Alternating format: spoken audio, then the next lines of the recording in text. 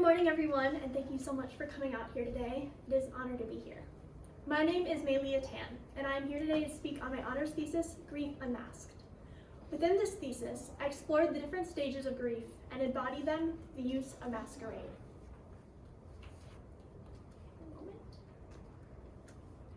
Oh no, I can't escape. How do I escape? I might have to start over. I'm having tech issues, sorry. Tech happens. Tech happens.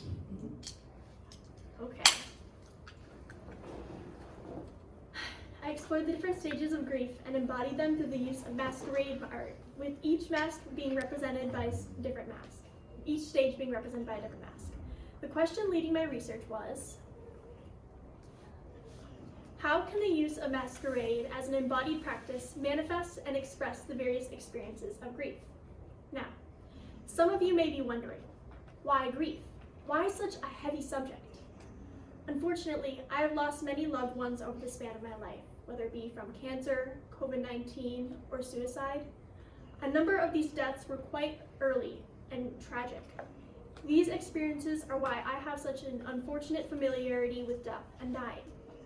Being faced with the responsibility to oneself to process such losses is a daunting challenge, which is why I felt it necessary to speak out on my own experience with grief, to let others know that they are not alone. But why masquerade? I saw there was a gap of inaccessibility when it came to resources about grief, as I found many of them to be complicated and full of jargon, something my more emotional and sensitive self didn't find helpful. I knew that if I was having this problem when trying to find information on what I was going through, others must be as well. This is why I chose to create the masks, to curate a more emotional and personal, yet still educational experience for those experiencing loss.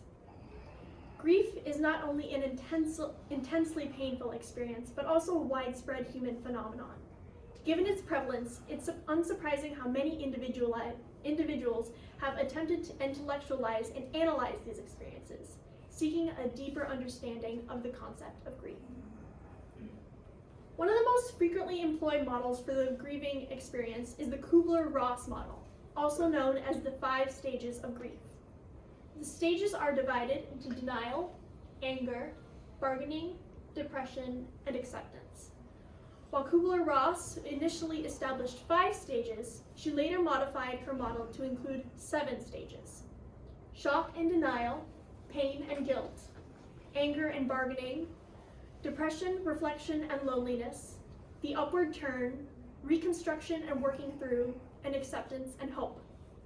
For this artistic endeavor, I adapted the 2 variations of the stages of grief in order to process and in one process in order to better reflect my own journey with grief. The final 8 stages I conceived were shock, denial, guilt, anger, bargaining, depression, reconstruction, and acceptance. For the shock mask, I aimed to capture the disorienting moment of reality shattering. The overlapping faces symbolize the shock and dissociation experienced when receiving news of a loss. Broken mirror pieces protrude from the eyes and brows, representing the shattered reality of loss. The distortion created by the mirrors denies clear reflection, emphasizing the protective yet painful nature of shock. In creating the denial mask, I focused on 3 key elements representing denial. First, a black lace veil obscures the wearer's vision, symbolizing the avoidance of reality and confronting loss. Secondly, candles symbolize the anticipation of someone's return, yet the black paint covering them prevents them from being lit, illustrating the contrast between expectation and reality. Finally, white flowers represents innocence and naivete, reflecting the state of denial as a form of living in innocence before the loss fully sinks in. In my own experience, guilt is an extremely overwhelming and suffocating emotion that bubbles up when one least expects it. I designed the guilt mask to have a lack of vision holes and to cover the wearer's full face in order to emulate this feeling.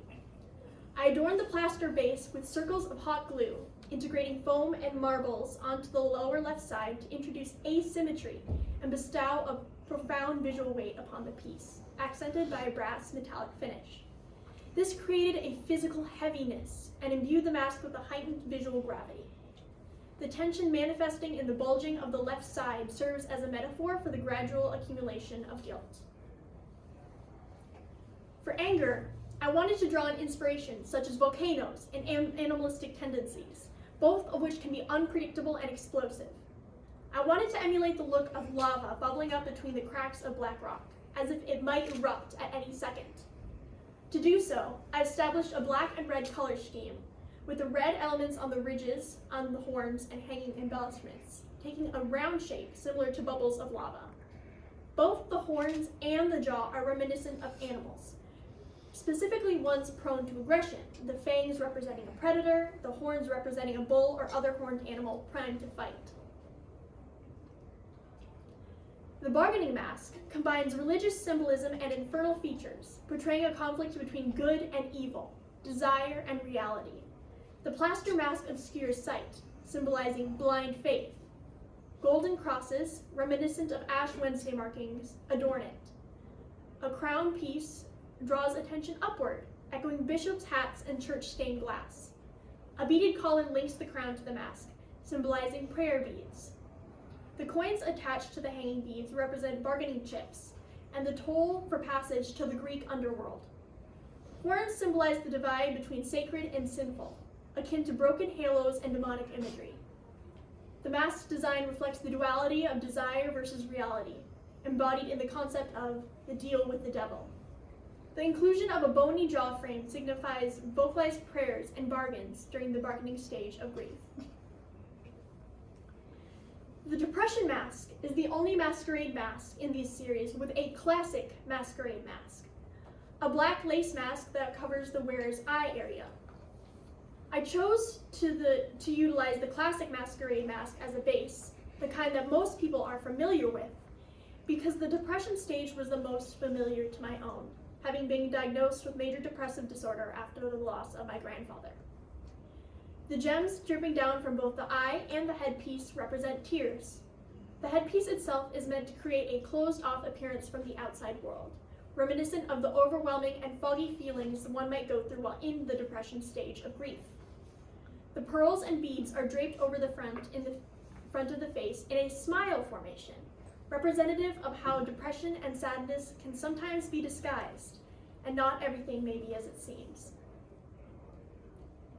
The reconstruction mask is made of authentic, ethically sourced deer bones. The use of organic materials emphasizes the concept of growth, which is also present during the reconstruction stage. I chose to recreate a rib formation to encase the wearer, placing them in the place where the heart is located. This placement represents the positive feelings that may arrive while in the reconstruction phase, such as optimism, peace, and hopefulness.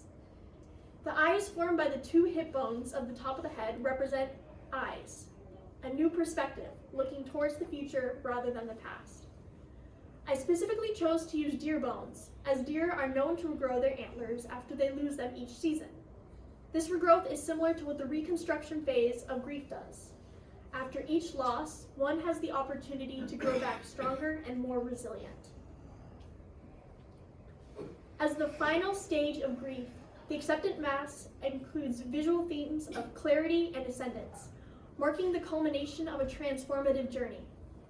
The mask is primarily constructed of clear thermoplastic petals, growing out from the wearer's head and face, representing the evolution and new viewpoints that might arise after processing a loss.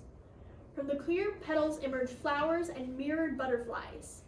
The butterflies are meant to symbolize the souls of those being grieved, ascending into whatever afterlife is before them. With losses come rebirth of the self, like the metamorphosis caterpillars go through to turn into butterflies. Similarly, the flowers represent the growth one goes through while going through different stages of grief. I chose to use white and gold appliques, as they reminded me of kintsugi, which is a Japanese art of repairing broken things with gold. In essence, the acceptance mask serves as a representation of the interplay between sorrow and resilience, loss and renewal. Through my design process and the creation of masks, I had to come to terms with the losses I have myself experienced. As I went through the stages of grief in a physical, artistic sense, I also went through them emotionally. The intricate design and nuanced symbolism within each of the masks served as a lesson that amidst the darkest moments of grief, there exists the potential for beauty, growth, and the emergence of new beginnings. Thank you.